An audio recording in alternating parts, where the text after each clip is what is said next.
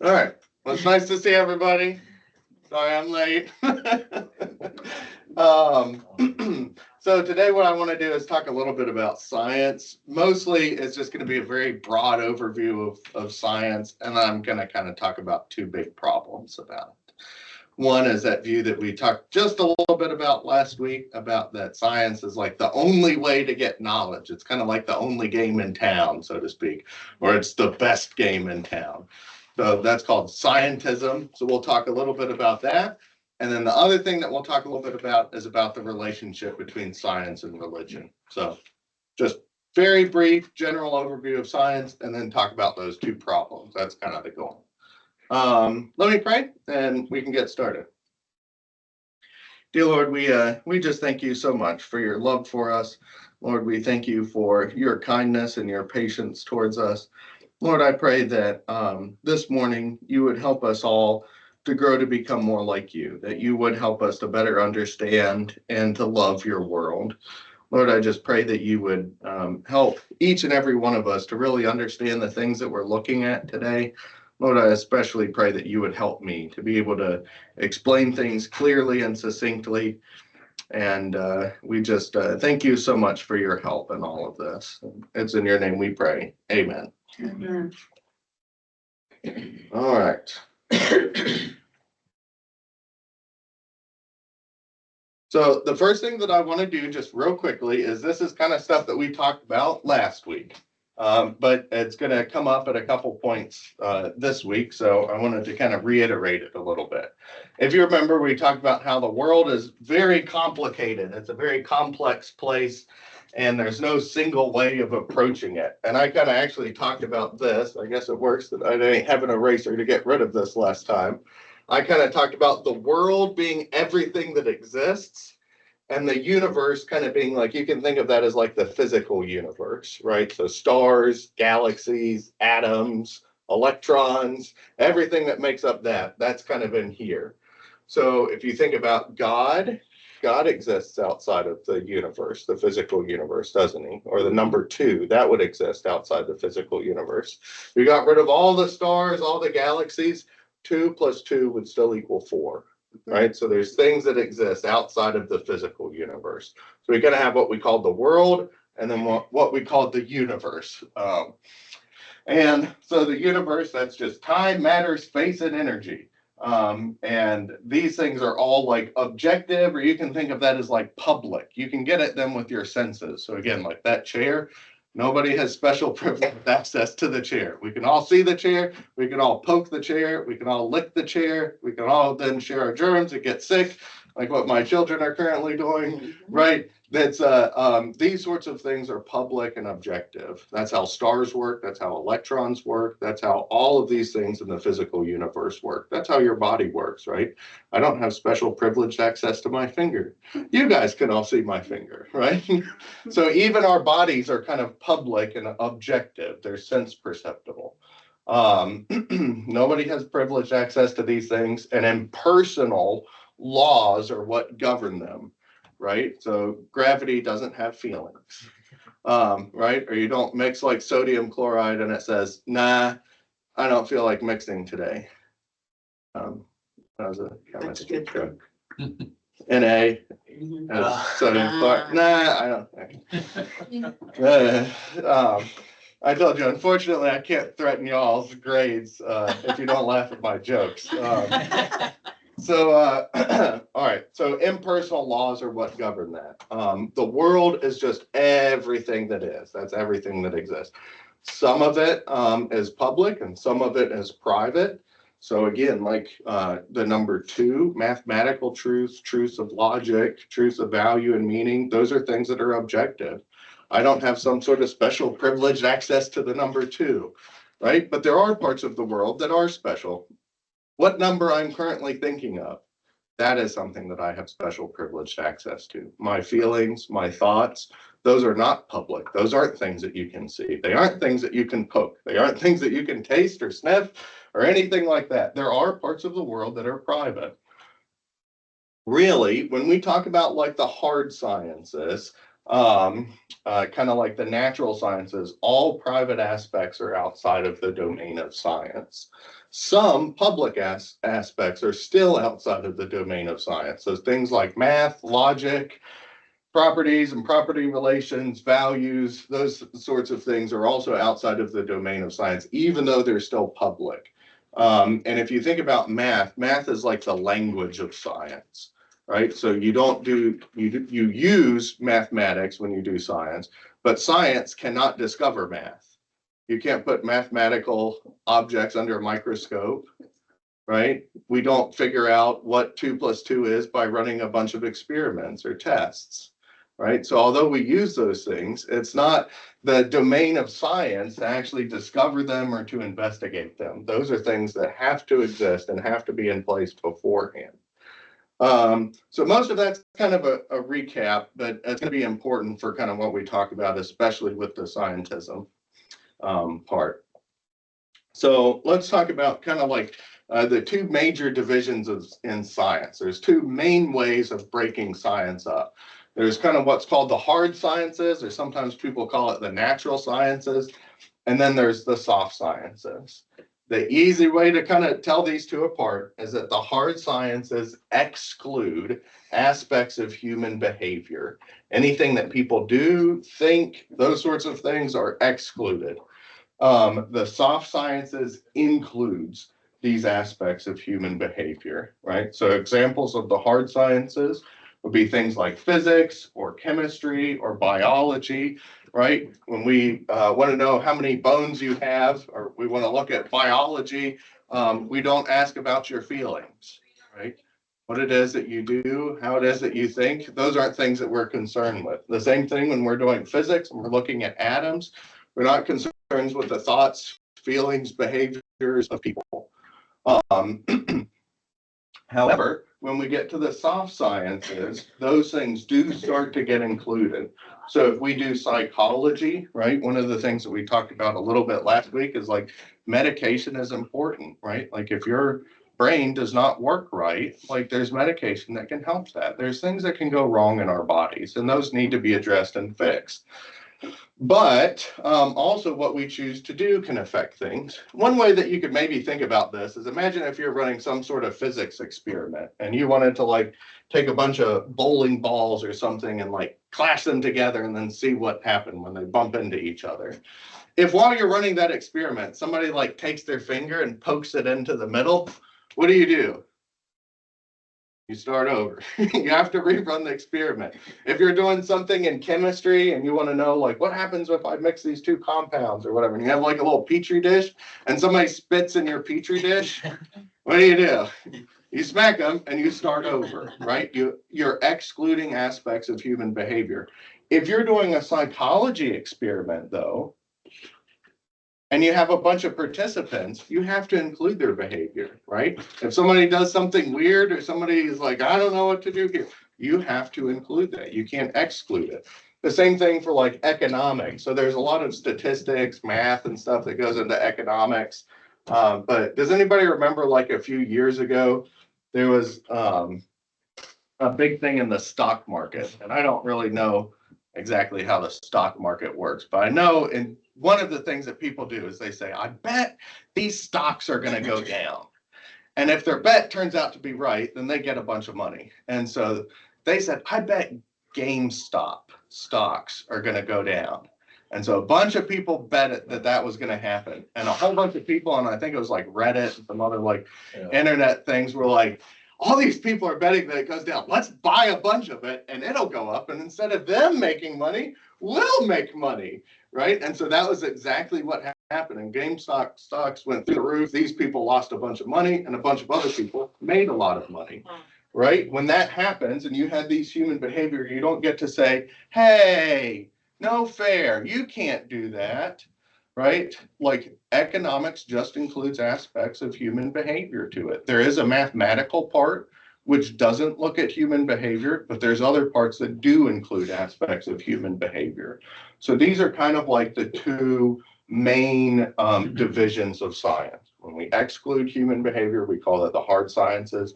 When we include it, so that it's kind of mixed. It often deals with some of the things really from the world. It deals with things that are private, thoughts, feelings, behaviors, those sorts of things. It kind of gets mixed in. That's another way of thinking about the soft sciences, is that they're like mixed. They're not pure science. They're mixed sciences. And so things like psychology, economics, sociology, they kind of fit into that camp there. Does that make sense? Okay.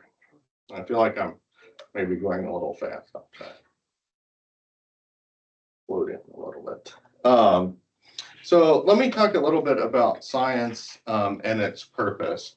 The first kind of point that I want to make is that this discussion is not a part of science itself. What is the value of science? That's not something you can weigh. That's not something you can put under a microscope. That's not something you can see through a telescope. You can't lick it, you can't poke it, you can't touch it, you can't weigh it. It's outside of the domain of science. All value is outside of the domain of science. It's not open to scientific investigation. So really what this kind of belongs to is philosophy. Philosophy is the one that gets to tell all of the other disciplines, this is what your nature is, this is what your value is. And so philosophy is really the only one that gets to do that. Woohoo! All right, I have to just rub that in a little bit. There's kind of two main purposes, I think, for science. And one is knowledge, and the second one down there is control. So first of all, the understanding of nature is often an end in itself. Does anybody like to work puzzles? Some people, like maybe you do Sudoku, or maybe you do like jigsaw puzzles or something, or you have like, there used to be like these puzzles that were like two nails that were twisted together and you had to figure out how to untangle them, or there was like a ring that was on a rope and you had to figure out how to get it off, right? Like working through problems and figuring things out, that's just kind of enjoyable, to understand something, to get to the solution, to get the answer. I think, like, again, we're wired to have knowledge. Just to understand nature is a good thing, and it's valuable in and of itself. To know how atoms work and how electrons work, and to understand trees and all of that sort of things. It's a good and wonderful thing. Just to have knowledge, to work through these puzzles, to say, how is it that cells do this? What is it that's going on here? Those are interesting puzzles, and people work through those puzzles and they get knowledge and they find solution, and those things are good. Again, if you remember our discussion in Genesis 1, right, God makes the world good, and he tells man to have dominion over it, to understand it and to control it. And the world is good, beautiful, and fascinating. It's an amazing, wonderful place, and to see it, to understand it, to know it, to interact with it, those are all really good and valuable. Even if it just ends there, it has value in and of itself, just in those sorts of things. The other purpose, though, for science is control, right? To be able to not just understand nature, but to be able to control nature, right? And so I have like a little picture here of like an MRI. Right, so you can think about like all of the advancement that we've made in, say, like medical technology and stuff, right? That's our ability to manipulate things in nature and to be able to have control over it. And so science is probably the main tool that advances our control over nature. And one of the things that can come from this is an advancement of the human condition, right? When people get sick, we can give them medicine for it. Right? How many of you know somebody that has polio? If you asked that question 100 years ago, everybody would have known somebody with polio, right? And so because we've been able to understand polio, we've been able to understand that disease and how it works, we've been able to develop treatment and medication for it and to get rid of it. Because we have an understanding of nature, we can develop technology, and that allows us to control things, right? We're not prone to even just basic things like what the weather's doing outside. right? We can develop houses. We understand how insulation works. We can develop better and better insulation so it can get colder and colder outside and it doesn't affect us, right? Where we want to be warm, it can be warm. Where we want to be cold, it can be cold, right? We wind up with kind of controlling the universe, whether it's warm, whether it's cold, whether these people are going to have, some sort of sickness or disease or tumors or something. We have the ability to manipulate those things and to control them. And so that what is important there is that it's aimed at the advancement of the human condition. And of course, if you think about it, one of the problems of science is that we've had control over nature, but we haven't used it for the right purposes. We haven't used it in a way to advance the human condition, but to hurt the human condition. One of the things that technology does, just by its very nature, is it empowers your will to do what you want to do. It enables you to do the things that you want. So let's say like you want to go to Charlottesville. If you have no technology and you're forced to walk, it's going to take you a little while, right? It's going to take you 10 hours. You hop in a car, 30 minutes, right? It enables you to do what you want to do. If you want to see like your grandkids, right? And they're far away, you know what technology enables you to do? It enables you to see your grandkids. When I was little, my grandparents, they lived in Georgia. And so we had like a little home like video camcorder, and we would like record ourselves and then mail the VHS tapes to my grandparents, right? And they would have to wait, I don't know, like a week or whatever to do it. And then if they wanted to send something back, it would take a week. Now Skype, Teams, Google Meet, whatever, it's like instantly you can see, you can talk to them, right? I want to see my grandkids.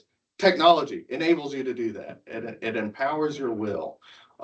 If you want to kill somebody, do you know what technology does?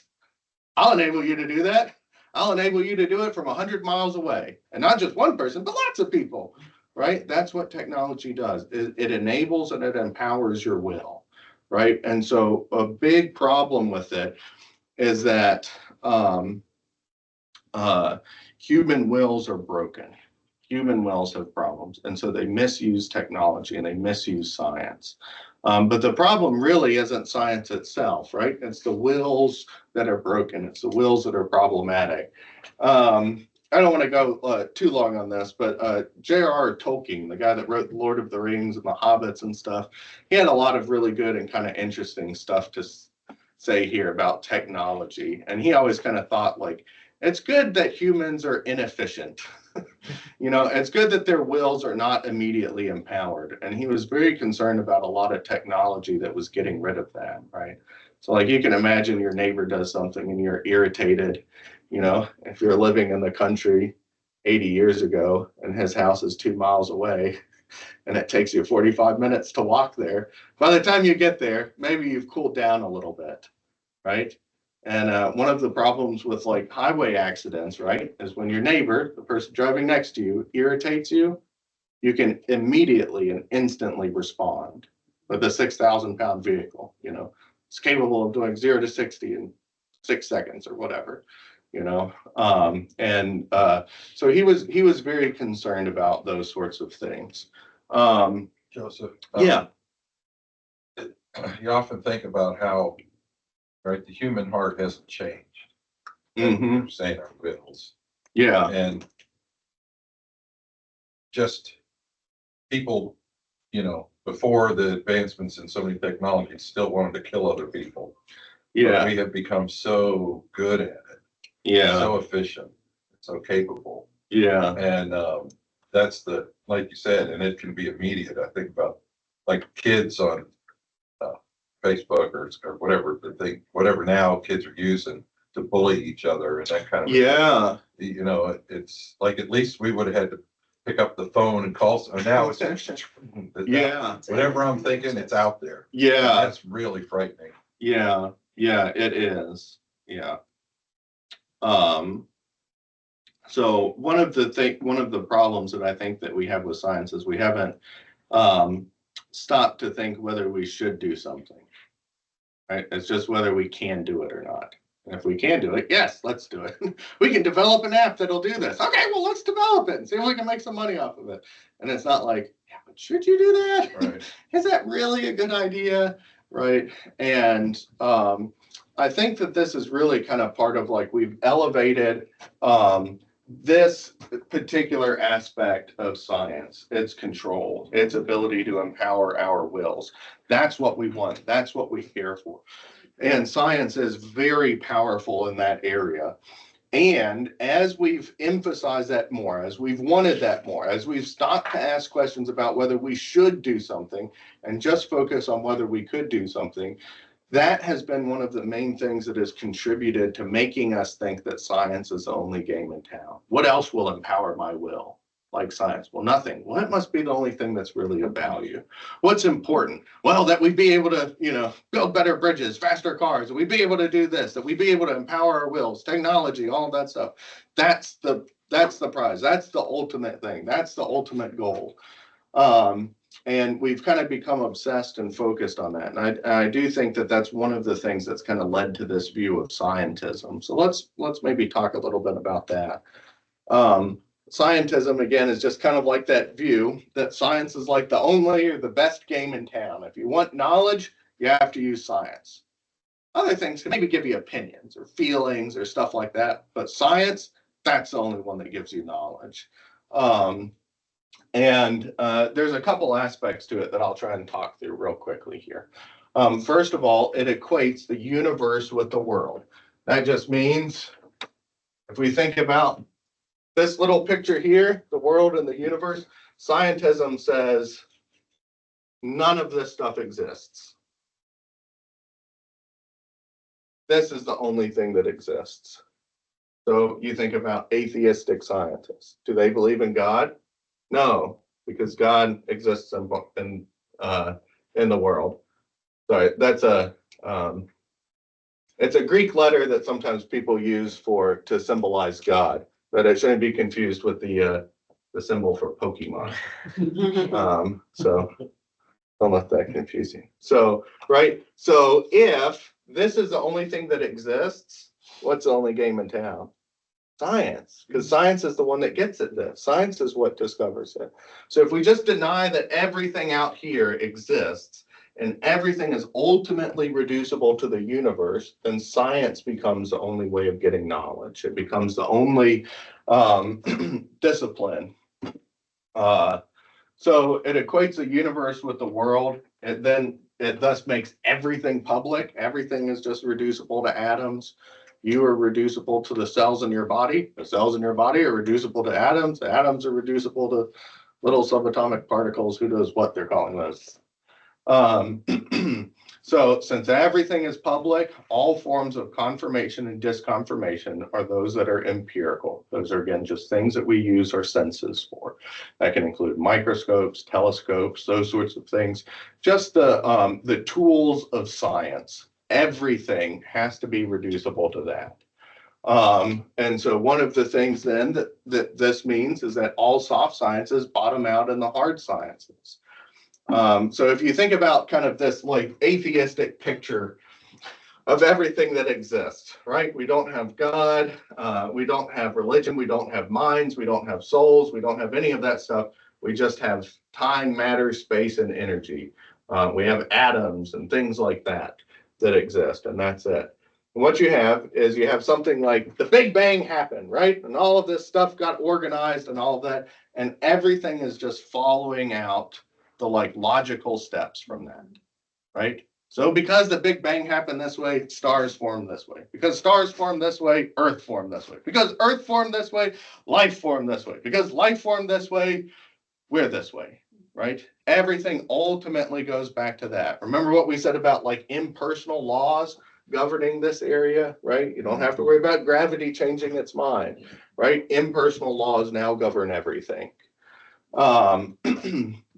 So everything is ultimately determined by the initial conditions of the universe, the Big Bang, and the laws of nature. It's just all working out from there. Why are you thinking what you're currently thinking? Well, because you were born at this time. Why were you born at this time? Well, because your parents were this way. Why were your parents this way? Well, because monkeys were this way. Why were monkeys this way? Well, because fish, right? And eventually you're going to just get back to the Big Bang. That's everything ultimately traces back to that, right? So psychology, why is it you think this way? Why is it that you're depressed? Why is it that you have these feelings? Well, because your brain works this way, because of biology. Well, why does your brain work this way? Well, because chemistry, if we talk about like all the little compounds that make up your brain, they're that way. Well, why are those things that way? Well, because the little tiny atoms that make up all of those little things, they work this certain way, right? Everything kind of bottoms out in physics. And that's not just true for the soft sciences, that's true for absolutely everything. So even things like ethics. There's a couple of famous people here. One was a guy named E.O. Wilson. And Dave's brother Tim actually introduced me to him and to some of his thought. He had an interesting book that talked about E.O. Wilson where he was interviewed. But E.O. Wilson was he was an atheist. He didn't believe that God exists. And he held to this picture here. And one of the things that he talked about was trying to explain why we have feelings of ethics, right? So if you think about evolution, one of kind of like the big catchphrases, right, is that like it's survival of the fittest, right? And so E.O. Wilson talked about these prairie dogs. And he says, imagine you have like two different prairie dog families. And the one prairie dog family, if a prairie dog sees a predator coming, it runs in its hole and it hides, right? And what happens is maybe that prairie dog escapes, but the predator sneaks up and it kills a whole bunch of the other prairie dogs. If in the other prairie dog family, when a prairie dog sees a predator coming, it barks and it sounds an alarm, that prairie dog might die. But the rest of the prairie dogs will live, right? So survival of the fittest. Which prairie dog family is more likely to survive? The one that barks and sounds alarm, even though he's more likely to die, right? His like brothers, his sisters, his parents, people who are genetically similar to him are more likely to live. That is why you love your kids. It is not because they are valuable. It is not because they have any worth. It is not because you really love and you care for them. It is because evolution has programmed into you, you should take care of your children. And if you do that, then your genes are more likely to be passed on than the other person's genes. Right? So ethics bottoms out in psychology. We can explain why we have these feelings, why we have these thoughts. That's all they are. Through a discussion of biology, through talking about evolution. It gives an explanation for ethics. Why do we have this biology stuff, right? You push it back and you just wind up with physics. Everything is reducible to that. There are no values, there is no meaning, there is no real thing is love, there's no feelings that you have for other people like that. It's all reducible to physics. So that's kind of this like picture that's often presented. People like Richard Dawkins, Stephen Hawking, Daniel Dennett, E.O. Wilson, some other people. This is a very kind of somewhat popular, somewhat academic, atheistic movement. One of the ways of looking at the world. Joseph, Yeah.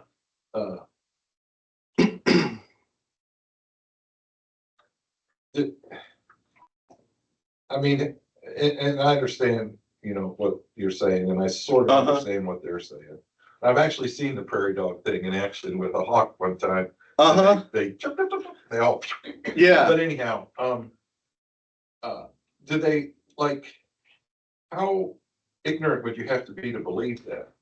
You know what I mean? Not uneducated, but how ignorant would you have to be to deny your own feelings? Yeah. And that kind of thing. But the other thing I was actually going to ask is, so with the whole the hard sciences, Yeah. It seems like since they put the telescope that outshines the Hubble, and I can't think of the name of the new one, they're like, oh, well, we see something more now or different, and it's like, oh, well, that's not exactly what we thought, but it's this now. You know, they're changing it.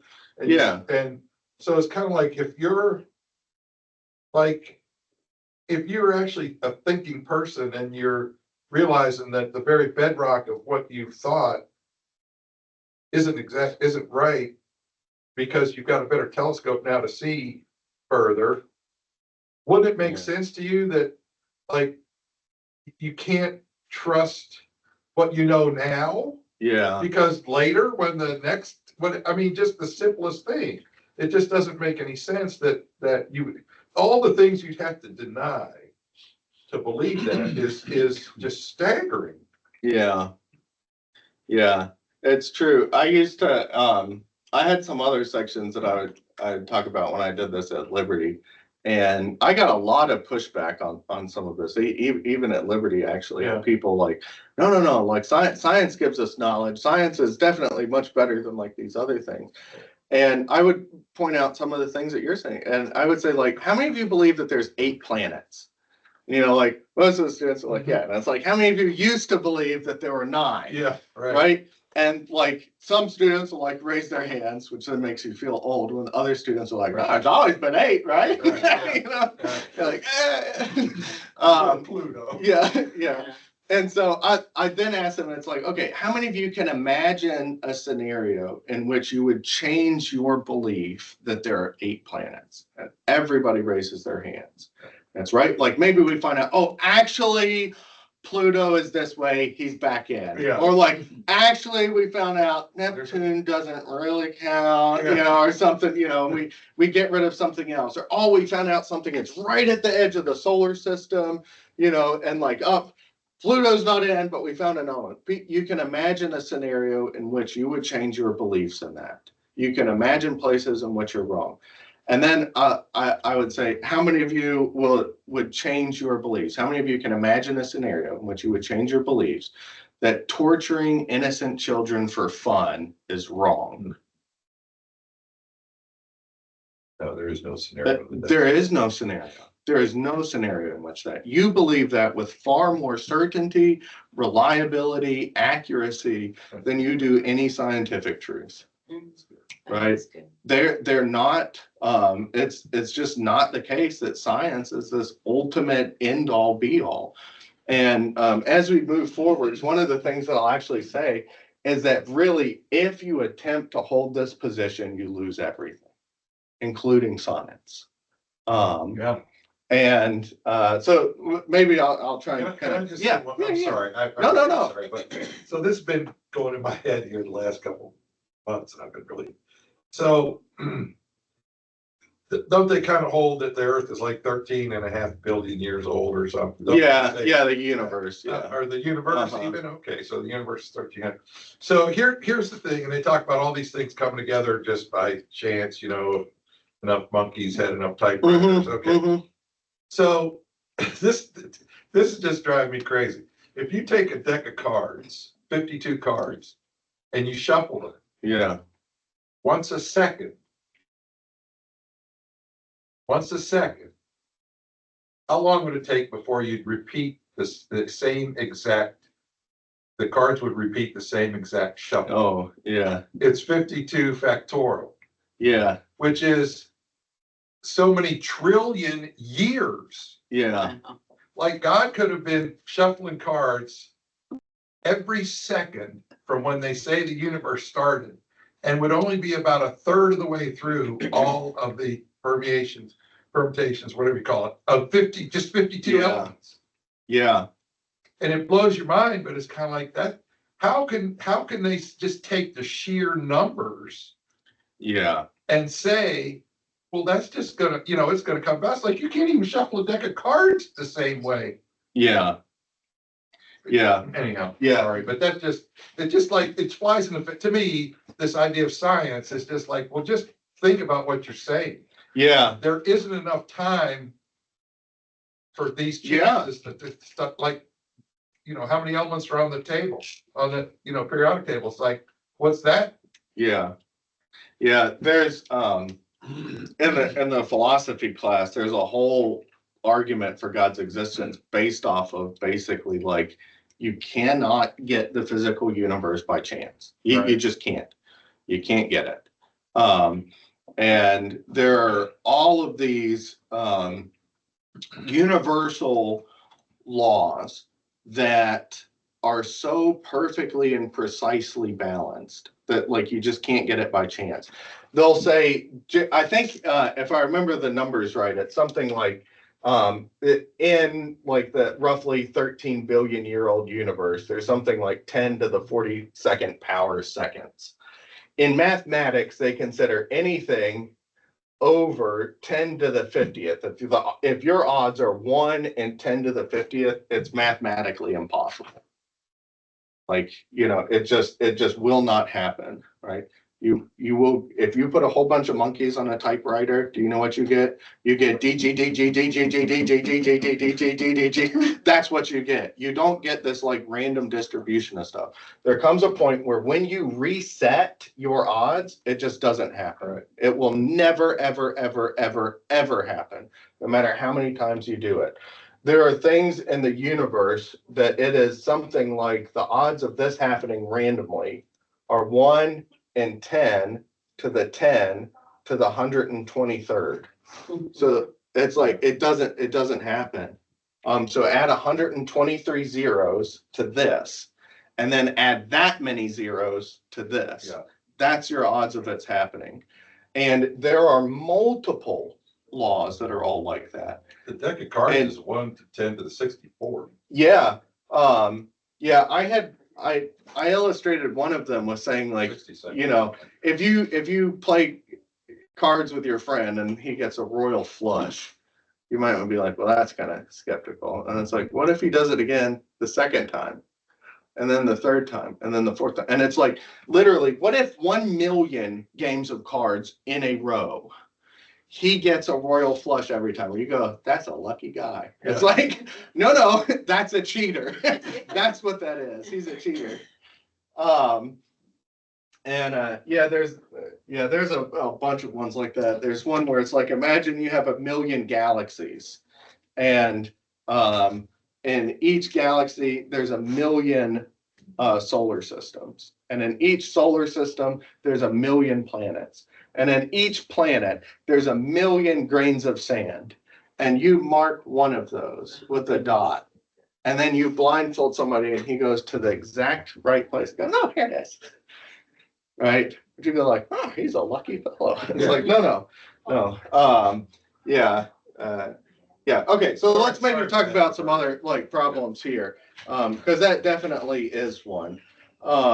So the first thing that I would like to point out is we said one of the implications from this, if the only thing that exists is the universe, then the only way that we have of like confirming or denying things is through empirical methods. Now, let me ask you this question. All forms of confirmation and disconfirmation are empirical. Can you prove that empirically? Can you touch it? Can you poke it? Can you lick it? Can you smell it? Can you put that under a microscope? Can you see it with the telescope? It in and of itself is not empirically, is not able to be confirmed or denied empirically. It's just not that kind of statement. And there were people that back in the early 1900s said this, and people pointed that out and said, yeah, you don't meet your own criteria. How do you account for that? And then they would say, oh, well, we'll say this. And they say, oh, okay, that's fine. Religion, God, everything else is back in the picture then. They'd say, well, no. What if we say it this way? And it's like, okay, it doesn't meet its own criteria again. And this went back and forth, back and forth, back and forth. And eventually people just gave it up. Like if science is the only game in town, you have no games in town, right? Because you cannot do that. And that goes back to that issue of values, right? When we talk about what's the value, what's the purpose of science? That's not something that's open to science. What's the nature of confirmation? What's the nature of truth? What's the nature of contradiction? These are not things that we investigate scientifically. There's also a lot of, if we just look empirically at things, there's a lot of empirical investigations that point out the fact that there's something that's going on besides just physics. And Dave was actually giving us a nice example about all of these things with the universe. The more we looked at the universe, the more empirically we look at the universe and understand it, the more the evidence points, there's something else that's going on here besides just the empirical stuff. There's experiments that were done on the brain. There's a famous one where basically they kind of hooked these electrodes and wires up to this guy's brain. And they found that if they sent a little electrical signal, they could make his hand go up, right? And do you know what the guy would say every time his hand would go up? Ouch. No, it actually didn't hurt. He'd say, that wasn't me. I didn't do that. Now think about it. If all you are is your brain, and the only thing that is involved in you raising your hand is your brain being in such and such a state, right? Because the atoms are this way, Right. your cells are this way, as your cells are this way, these neurons fire and you have this electrical signal. That's the whole picture. If that's the case, he should not be able to distinguish between him doing it and somebody else. The physical states are identical, but the mental states are different. What's that tell you? Mental states can't be reduced to physical states. There's something else that's going on besides just a brain here. There's also a mind. There's also a bunch of cases of that NDE stands for like near-death experiences. And I've always thought that name was kind of a little misleading. It should really be like after-death experiences. So there's a bunch of cases where people have died and then they have reported information back. And the first thing that I should say is there's a lot of hearsay about this. There's a lot of cases that are not verifiable, that are not really good, that are disproven, but there are some that are really good. There was a case of one, I think it was a woman who was brought to a hospital. She was brought in through an ambulance, brought into the hospital. She died while she was in the operating room. They're like, we had her hooked up. She was not breathing. Her heart was not beating. She had no like brain signal, nothing was going on. And she described what was going on in the room. And there was a cabinet that was in the corner that was like this, kind of the top of the cabinet was up to here. And she said, there was a piece of paper that was on the top of that cabinet. And it said this, I saw that. And that was exactly what it was. And it's like, you could not stand in that room and see what was on there. There was another case with a person who died, same sort of situation. And they said, I went up through these floors and I looked down and I could see the whole hospital and I could see the roof. And there's like this AC unit and there was a red shoe that was like in the corner. And I was like, how did that red shoe get there? So they're like, well, we got to check this out. So they like get a ladder, they go up on the roof, and sure enough, exactly how the person described it, there's a red shoe. And again, it's not like they were flown in with a helicopter. There was a bunch of atheists, some doctors, some philosophers, various scientists, and they said, look, these near-death experiences, we don't trust them because they have all of these problems with them. If you can meet these 5 criteria, we'll believe you. And I think it was Gary Habermas. He was a guy that was at Liberty that did a lot of work on this. And I think it was him and a couple other people that were like, okay, here's 7 cases that meet all of your criteria. And they're like, well, we don't know. You can meet about 6 that. criteria. You know, yeah. They're like, we're going to think of another one to try and exclude. There's also cases with prayer studies. They've done blind prayer studies. So cases where the people don't know that they're being prayed for. They've done double blind, so neither the people that are like the doctors don't know who's being prayed for, the patients don't know who they're being prayed for.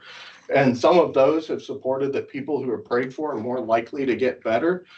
There's also ones that have shown that there's not really any impact that prayer does. So there's a little bit of like contradictory evidence. Sometimes the study shows, oh yeah, it looks like prayer helps. Sometimes it shows it doesn't help. One of the things that's interesting about the studies that tend to show that it doesn't help is that they tend to say, we're going to get a bunch of people from a bunch of different religions, right? We don't just want one religion. We want any sort of religious person. And those are the ones that tend to have less of an impact, which is very interesting, right? But all of these things, these are things that we can look at empirically, things that we can measure, things that we can test, things that we can use science. And science kind of goes, it beats me. It seems like there's something else out there, right? And so that's actually evidence that it goes on. So it has these problems. There's also a lot of absurdities, a lot of like really problematic things that result from this position. Again, if you're going to say that everything is reducible to the universe, time, matter, space, and energy, then how is it that like things like false beliefs and true beliefs differ from each other? Are they materially different? Right? Is like a false belief fatter than a true belief? Are they located in different places? Is that how they're different from each other? Does one have more watts than the other ones? Right? You can see it doesn't seem like there's any way to reduce that difference, to talk about this using time, matter, space, or energy. Right? And that becomes really problematic. What do you do about my false beliefs? Well, you'd have to say, well, really, false beliefs are just your brain being organized this way. Like, that's not what a false belief is, though. Right. That just seems to be a big category mistake. Another thing is a bunch of very, very intelligent people are led to very convoluted and contradictory positions when they try and affirm scientism. I'd mentioned this case earlier with Stephen Hawking, I think. Stephen Hawking was the guy that he had MS, and he wound up basically losing the ability to do pretty much anything with his body. And because of that, he then developed the ability to do mathematics for Einstein's theory of relativity in his head. Okay.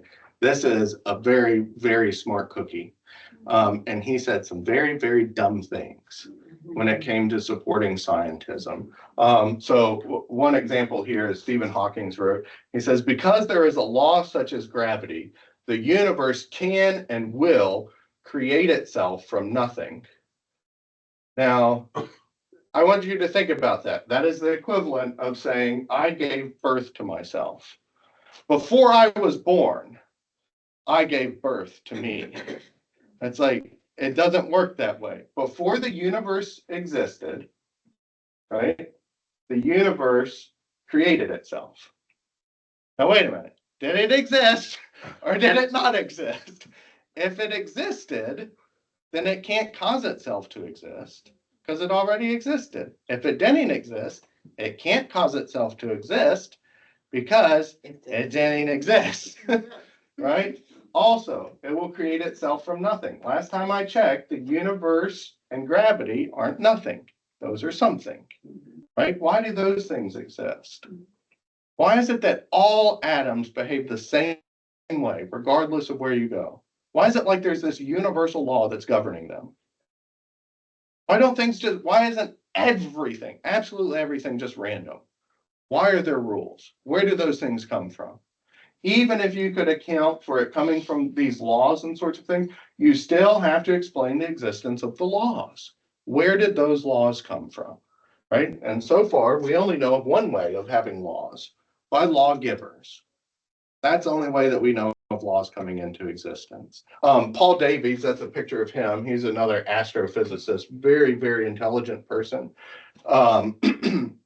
He had this to say. He said, there's no need to invoke anything supernatural in the origins of the universe or of life. I have never liked the idea of divine tinkering. For me, it is much more inspiring to believe. I want to pause there. Who cares what you find inspiring? That's not the question. It's not what do you like or what do you dislike? The question is, what is true? What does the evidence point to?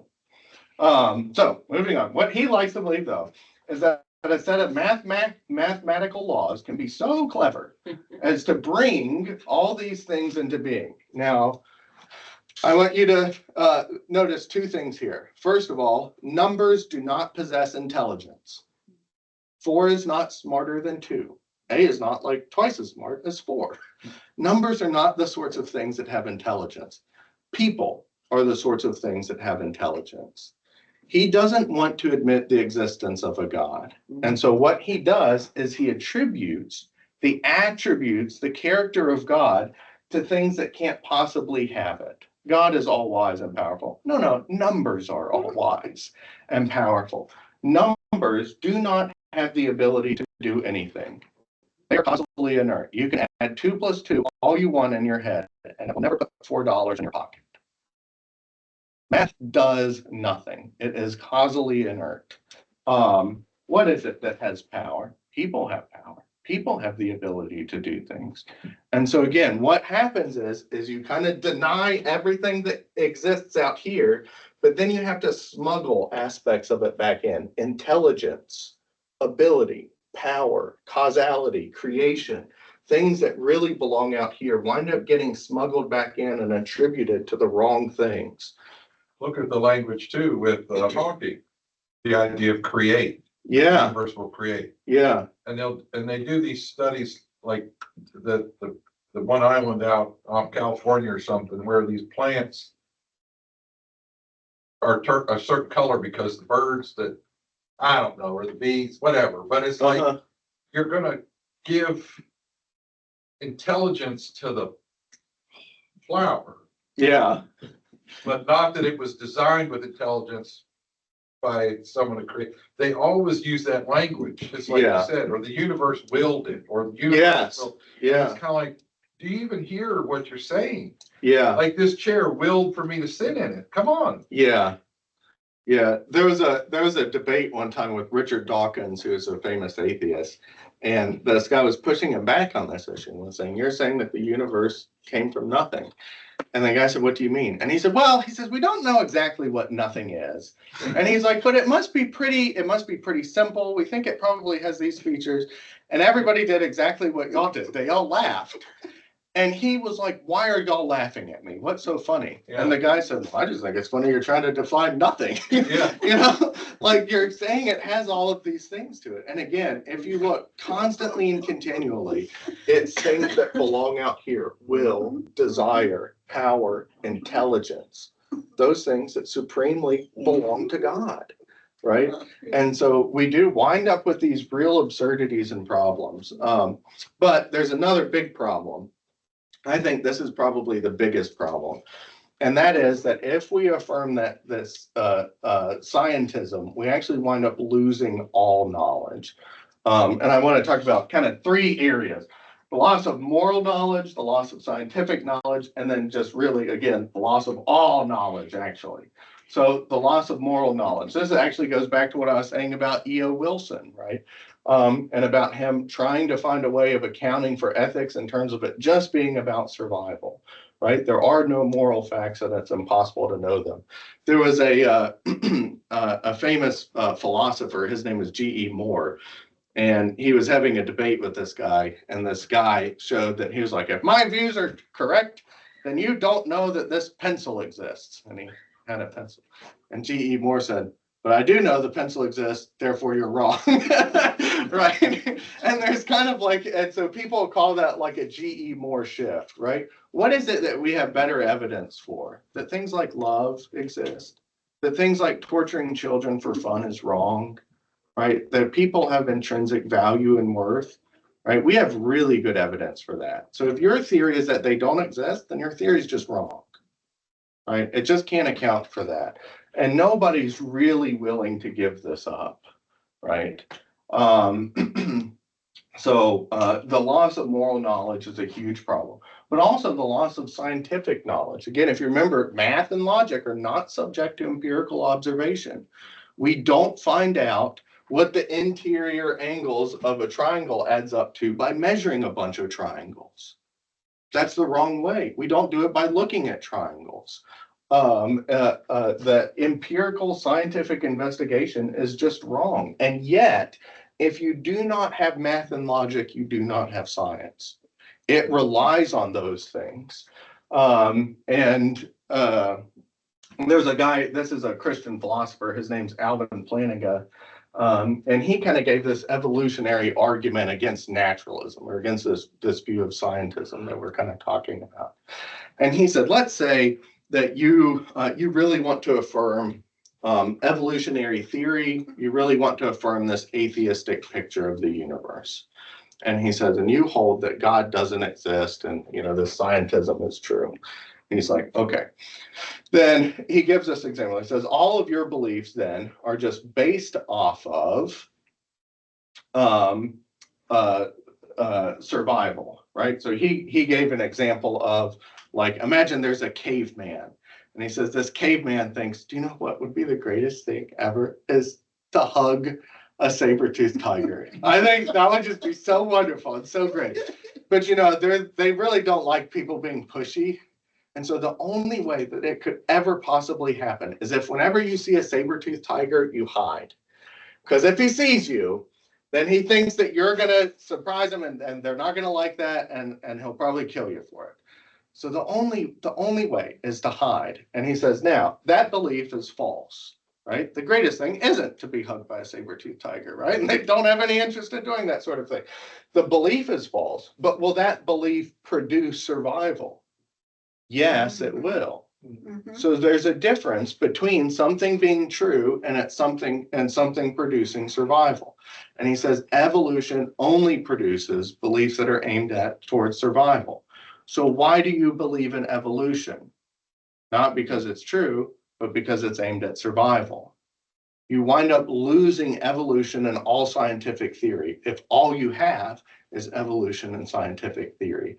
It actually undermines itself. And then lastly, the loss of all knowledge. This is something that C.S. Lewis wrote a lot about. He did a book called Miracles. And in the third chapter of that book, he talks about how all of the laws of nature are just non-rational forces, right? And he says if everything is reducible to that, then everything is reducible to non-rational forces. That's just how it works. So your thoughts are not rational thoughts. They're not a process of reasoning. They're just part of a physical chain, right?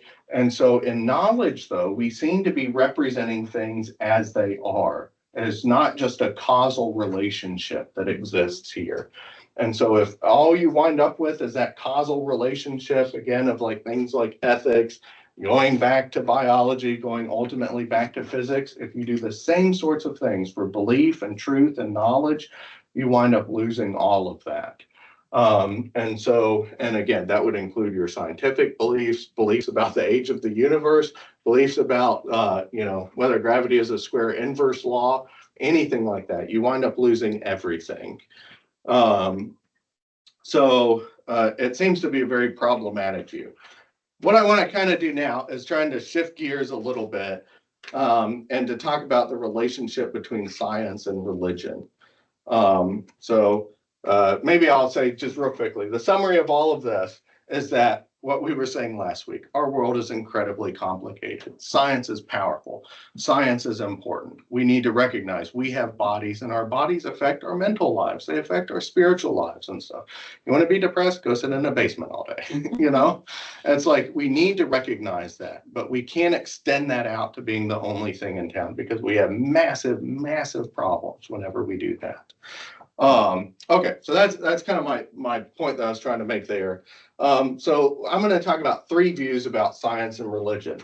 The one view is that science and religion cover the exact same thing. Whatever science talks about, religion talks about. Whatever religion talks about, science talks about.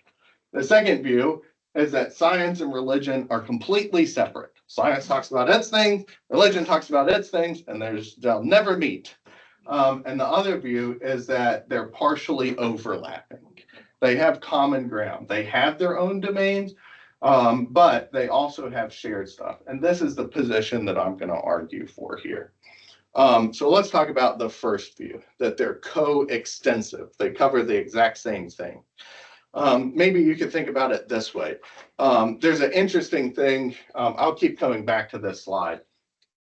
A chordate is a thing that has a heart, right? So if you have cardiac arrest, your heart stops working. Your heart's having trouble. If you have renal failure, it's kidney failures. So chordates and renates, having hearts and having kidneys. Obviously, having a heart is different from having kidneys. Those are two different things. But very interestingly enough, there are no animals that have hearts that don't also have kidneys. And there are no animals that have kidneys, but they don't also have hearts. Those two always go together. The group of animals that have hearts is the exact same group as the ones that have kidneys. So it's kind of saying this, whatever science covers, religion covers the exact same thing. Many times what people do then is they see science as a way of covering those issues well, and religion is a way of covering it poorly, right? Why does lightning happen? Well, because Thor has his hammer, right? Religion gives us an explanation of that. And there's a sort of like gods of the gaps, or they'll call it Deus ex machina. That means God of the machines. There's a interesting thing in like Greek tragedies and Greek plays and stuff. What would happen is the hero would go on his adventure. It's like all stories. Things go really well, and then things go really poorly, and you're like, oh no, how will our hero get out of this? And one of the things that would often happen is they would actually lower an actor by a crane, and he would play one of the gods, and he would be like, you are magically fixed. Like, you've been abandoned on this island. How will he get off? And he's like, I will teleport you. You're not on the island anymore. It's like, oh no, so-and-so has died. It's like, I will bring you back to life. And it's kind of like, isn't that convenient? You can see that in like certain movies, right? It's like, how will, our hero get out of this event? And then you're like, yeah, that seems pretty unrealistic that would happen here. And so they'll call that like a Deus ex machina. And so again, it's kind of like, why is it that lightning works this way? Well, God must have done it, right? What happened over here? Why did it? Oh, well, I guess God did it. Well, what's going on? Why? I guess God did it, right? Anytime we run into something that we don't know, we just kind of attribute it to God. That's one of the things that seems to accompany this view here of science and religion covering the exact same ground. So a lot of atheists see religion as that way. As the area of science increases, guess what? Because they cover the same ground, the area of religion decreases. Like, we used to think that Thor caused the lightning. Now we know about electrons. We know that. We used to think that God did this. Now we know such and such. If only we can continue to expand, we'll get rid of everything. And again, there seems to be some real problems with that. But that's one way of looking at it. There's also, I think, some fundamentalists that hold to a view very similar to this. I know of a person who thought, like, you should never use a math textbook. You should only use the Bible. The Bible is the only means of truth. It's the only thing, right? And so there was a section where in the New Testament, I think, where it talks about Jesus walking around a lake, and it says like how far he walked, or maybe it was in the Old Testament. I'm sorry, I'm forgetting that somewhere. But there's a place in the Bible where it talks about somebody walking around a lake, and they say, aha, and from that you can prove that pi is 3.1415, whatever, and it's like, I don't think so. I don't think that's how that works, right? Is gravity a square inverse law or not? You're not going to get that from the Bible. Like, there does seem to be things that are outside of that. God didn't like create Adam and then say, go and have dominion over the world. By the way, there are things called free electrons. Free electrons are things that are free to pass to other atoms, and they're really good for good. It's like, no, he didn't do that, right? He left stuff for him to explore. Religion, revelation, it doesn't seem to cover everything. There does seem to be things outside of it. And when we talked about issues of value and meaning, again, what we were saying is that there were things outside of science. So that doesn't seem to be a good view. So let's look at the next view. Maybe they're like completely separate from each other. There's a couple of famous people that have done this. Stephen Jay Gould, he was a atheist. There was also a German theologian. His name was Friedrich Schleiermacher. I think I only put him in because it's fun to say his name. Friedrich Schleiermacher. Right. And so what this view often arises when there's conflicts between science and religion, right? So maybe you could think about like Galileo, and there's these people that are like, the earth moves. And it's like, yeah, Psalms 104, the foundation of the world is fixed and it shall not be moved. Seems like that's saying it's not gonna move. And then people go, oh dear, what are we gonna do here? There seems to be these problems. There's these conflicts between science and evolution. Stephen Jay Gould, the atheist, he had real problems because of Christian thought being pushed into scientific thought. And in some cases, it was just wrong. And he was like, this is bad. Religion needs to stay in its field. Science needs to stay in its field. Keep them separate. You know, what do you do with your kids when they're fighting with each other? You go to your room, you go to your room. Keep them separate, you know? Science and religion are having problems, they're having conflicts. What do we do here? Just keep them separate, make them separate. And it aims at insulation to get rid of fighting. But again, there seems to be cases in which in which there is overlap. And that's actually what we'll kind of talk about here.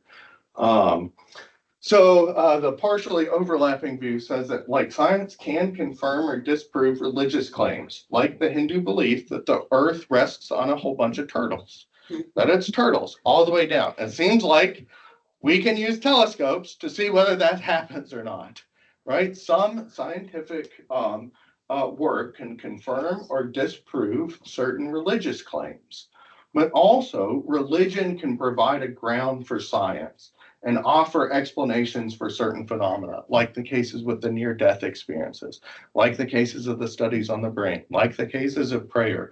And why should we even do science in the first place? What's its value? What's its purpose?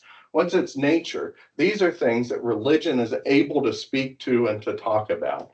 And so there does seem to be this common ground that's here.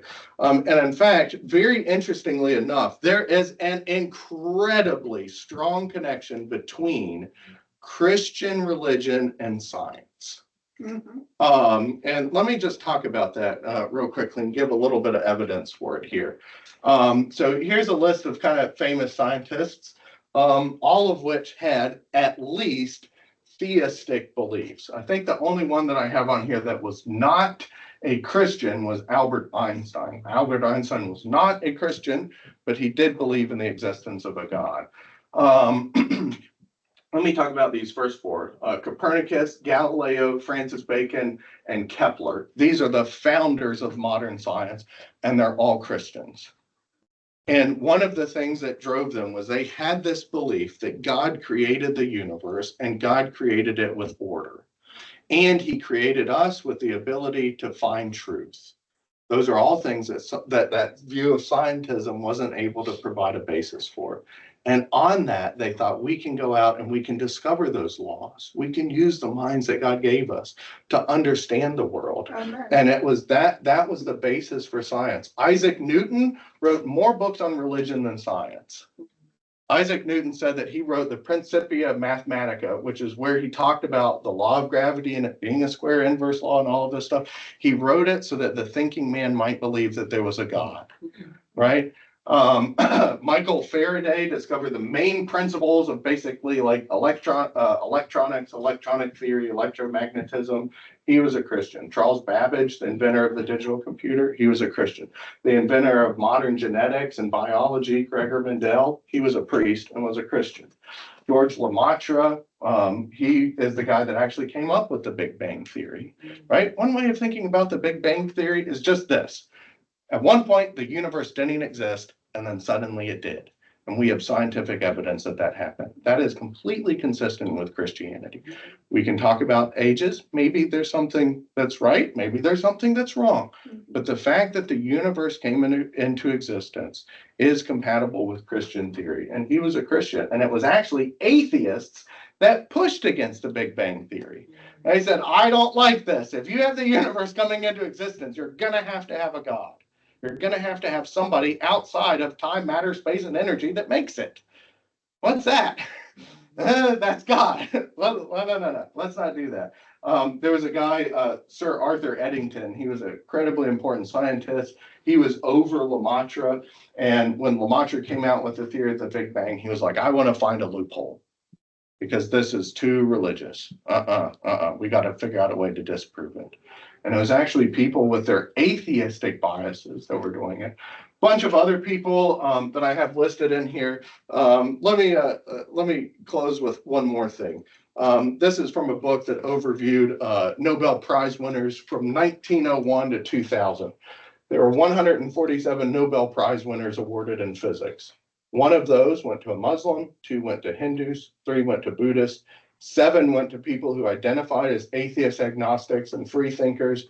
134 went to adherents of the Judeo-Christian religion. That's about 90% of the Nobel Prize winners in physics. Now, I want to say there is some cause to doubt this. There's a lot of people that were like brought up in a Christian family, that were brought up in a Christian environment, that then later were very skeptical of religion. Those people are probably included in this number.